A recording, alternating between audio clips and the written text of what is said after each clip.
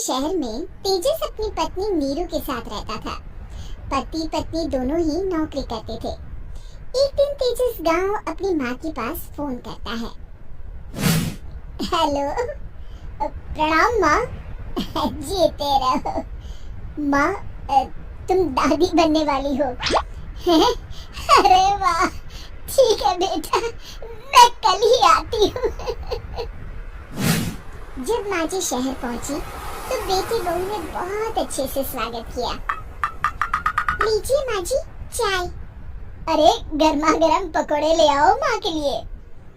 नीरू रसोई में गई और 2 मिनट में ही पकोड़े ले आई। जी ये लीजिए। बहू जादू से बनाए हैं क्या? अभी तो रसोई में गई थी। यम्मी।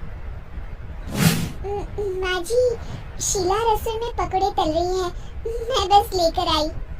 हे भगवान, मेरा धर्म भ्रष्ट कर दिया तूने। अब तो गंगा जल से शुद्धिकरण करना होगा।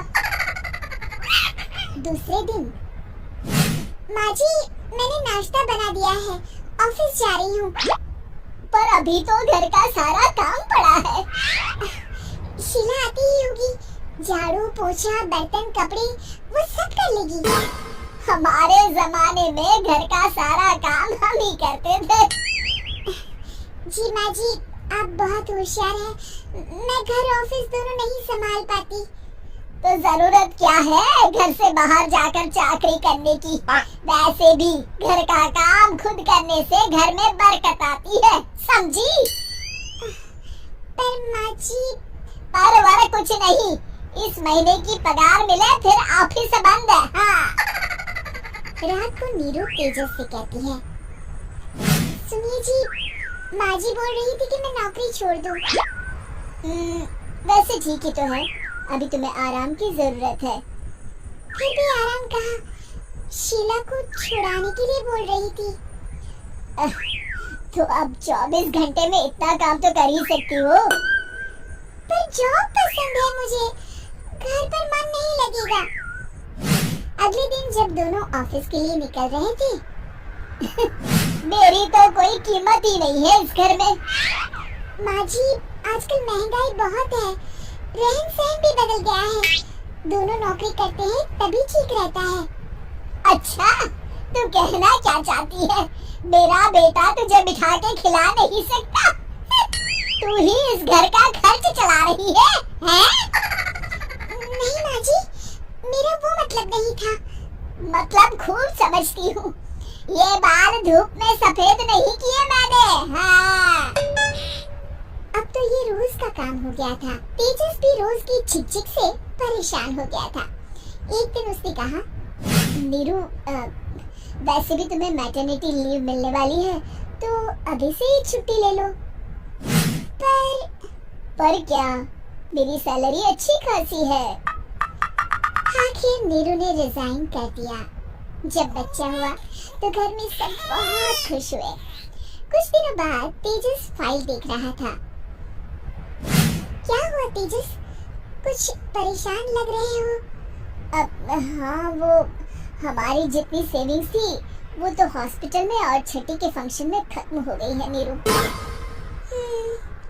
और अभी वैसे मंदी चल रही है तो मैं बोल रही थी कल मुन्ना को हेपेटाइटिस का टीका लगवाना है।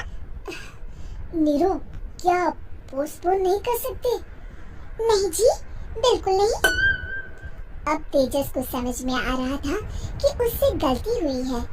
पैसों की कमी का असर घर के माहौल पर भी पड़ रहा था। अगले दिन, बेटा मेरा चश्मा और ये दवाइयाँ ले आना, पर्चा देते हुए माँ जी ने कहा। जी। तेजस, मुन्ना के लिए दूध का डिब्बा और डायपर भी ले आना, और ये किराने के सामान की लिस्ट है, इसे भी लाना है। तेजस गुस्से में लिस्ट मरोड़कर फेंकता है और चिल्लाता है, पैसे क्या पेड़ पर उगते हैं? ये ले आना, वो ले आना। अरे, पर ये जरूरत का सामान ही है। वो गुस्से में बिना कुछ कहे ऑफिस चला गया। अरे लंच तो ले जाइए। नीरू दौड़कर डिब्बा पकड़ाती है। एक दिन खाना खाने के बाद, नीरू, अब तो मुन्ना कुछ बड़ा हो गया, तो अब तुम वापस ज्वाइन कर लो ना जॉब। पर इस रिसेशन में जॉब मिलना बहुत मुश्किल है, ट्राई तो करो। फिर मुन्ना, माँ जी है ना, और एक फुल टाइम मेड भी लगा लेंगे। पर माँ जी, उन्हें तो पसंद नहीं।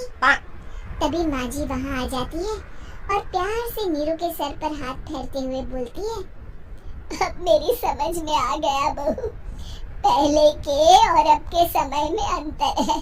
तुम काम शुरू करो, मुन्ना की जिम्मेदारी मेरी।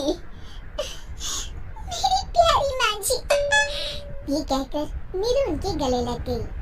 शिक्षा, परिवर्तन संसार का नियम है, हमें भी समय के साथ चलना चाहिए।